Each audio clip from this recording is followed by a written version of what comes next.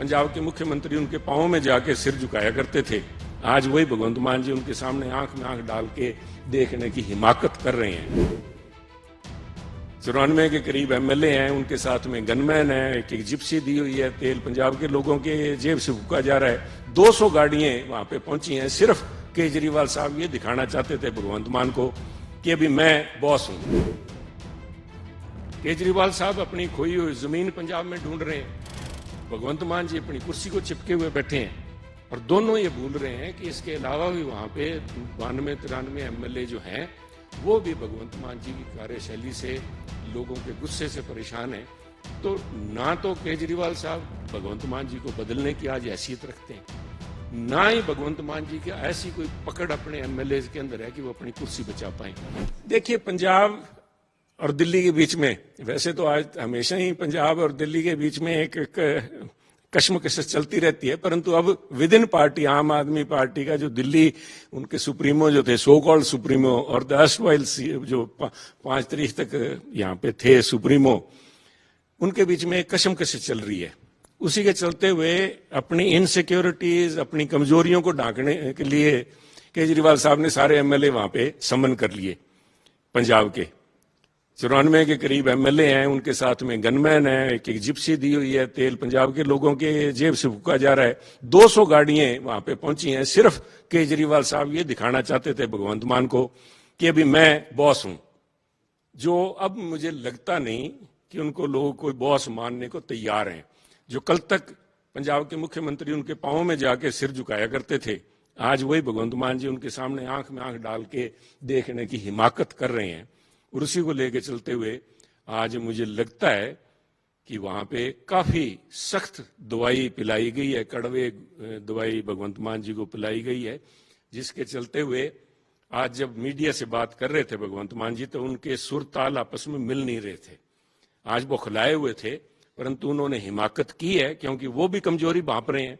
केजरीवाल साहब भी अपनी कमजोरी, उनको एहसास हो रहा है कि मैं सत्ता मेरे हाथ से दिल्ली में तो चली गई, अब पंजाब की बारी है। और यही मौका भांप के भगवंत मान जी आज ये दुस्साहस कर रहे हैं कहने का कि या तो पंजाब के अंदर केजरीवाल साहब के अपॉइंटी जो हैं वैभव जी, ये वही वैभव जी की बात कर रहा हूं जिन्होंने स्वाति, जो वहां के इनके women, Delhi women welfare commission के चेयरमैन थे, जिनके साथ हाथापाई की थी। आजकल he is the de facto chief minister in Punjab, यहाँ पे वो चला रहे हैं मुख्यमंत्री का सेक्रेटेरिएट। तो उसको लेके अब रस्साकसी चल रही है, रस्साकसी आपस में। केजरीवाल साहब अपनी खोई हुई जमीन पंजाब में ढूंढ रहे हैं, भगवंत मान जी अपनी कुर्सी को चिपके हुए बैठे हैं। और दोनों ये भूल रहे हैं कि इसके अलावा भी वहां पे 92-93 एमएलए जो हैं वो भी भगवंत मान जी की कार्यशैली से, लोगों के गुस्से से परेशान है। तो ना तो केजरीवाल साहब भगवंत मान जी को बदलने की आज हैसियत रखते हैं, ना ही भगवंत मान जी की ऐसी कोई पकड़ अपने एमएलए के अंदर है कि वो अपनी कुर्सी बचा पाए। जो कुछ भी होगा आज, बड़े कयास लग रहे हैं, कुछ लोग दावे कर रहे हैं, कांग्रेस वाले आज दावे कर रहे हैं कि हमारे साथ 30 एमएलए हमारे टच में हैं। तो मैं कांग्रेसियों को भी कहना चाहूंगा कि कांग्रेसी जो हमारे पुराने अष्टवाइल मेरे कुलीग हैं, कि श्रीमान जी आप अपने प्रधान को तो संभालिए।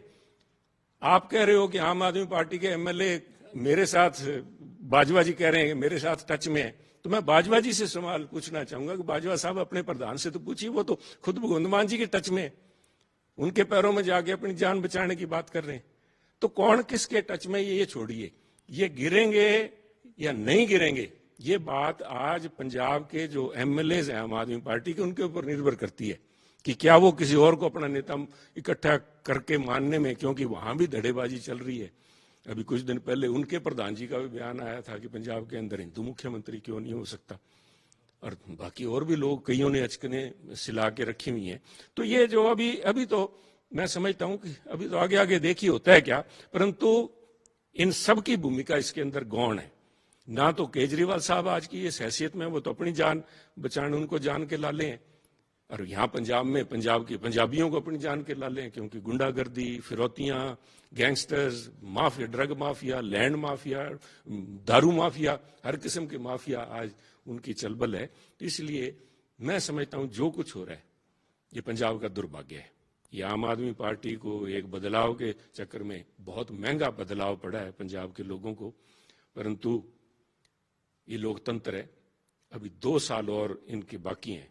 तो मैं यही आशा करूंगा कि 2 साल के अंदर पंजाब के लोग एक ऐसी सबक सीखें कि फिर से कम इस किस्म की हल्की सोच वाले लोग देश या पंजाब की सत्ता पे काबू ना हो पाए।